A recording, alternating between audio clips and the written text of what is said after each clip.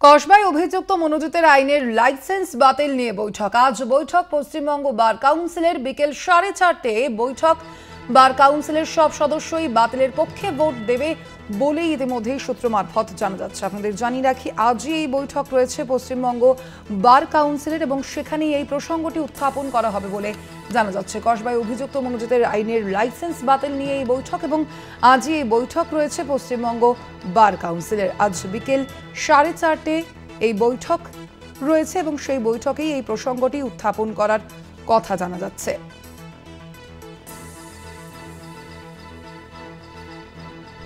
আমরা কথা বলবো নিয়ে ফোন লাইনে রয়েছেন প্রতিনিধি পীযূষ কান্তি নাগ। পীযূষ দা, কি জানা যাচ্ছে এই বিষয়ে? আজ বেলা 4:30টার সময় বার কাউন্সিল কমিটির একটি বৈঠক হয়েছে মনোজিৎ মিশ্রের আইনজীবী লাইসেন্স বাতিল সংক্রান্ত বিষয়। মূলত যে বিষয়টা জানা যাচ্ছে বার কাউন্সিল সূত্রে, যে বার কাউন্সিলের আইনজীবী পেশায় একটি নির্দিষ্ট নিয়ম রয়েছে যে যদি কোনো আইনজীবী অন্য কোনো কাজে বা অন্য কোনো পেশায় বা অন্য কোনো চাকরিতে যুক্ত থাকে, তাহলে সেক্ষেত্রে তিনি তাকে বার কাউন্সিলকে চিঠি দিয়ে জানাতে হবেন যে তিনি আপাতত সেই আইনি পেশায় তিনি নিজেকে নিয়োজিত রাখছেন না, তিনি অন্য পেশা বা অন্য চাকরিতে নিযুক্ত হয়েছেন। ঠিক যেরকম ভাবে কলকাতা হাইকোর্টের কৃষ্ণেন্দু নারায়ণ, বাংলার কৃষ্ণেন্দু নারায়ণের বিষয়ে কলকাতা হাইকোর্টে মামলা দায়ের হয়েছিল এবং সেখানে কলকাতা হাইকোর্ট বার কাউন্সিলকে নির্দেশ দিয়েছিল ব্যবস্থা গ্রহণে।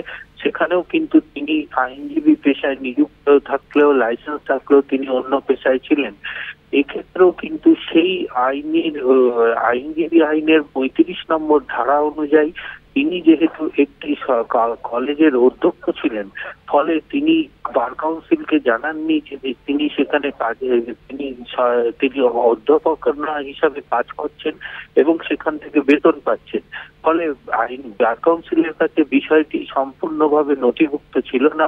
ঠিক এই আইনেই তাকে কিন্তু এই লাইসেন্স বাতিলের সম্ভাবনা রয়েছে এই বার কাউন্সিলের বৈঠক থেকে। ধন্যবাদ তোমায়। আমরা কথা বলছিলাম, আমাদের সঙ্গে ফোন লাইনে ছিলেন প্রতিনিধি পীযূষ কান্তি নাগ।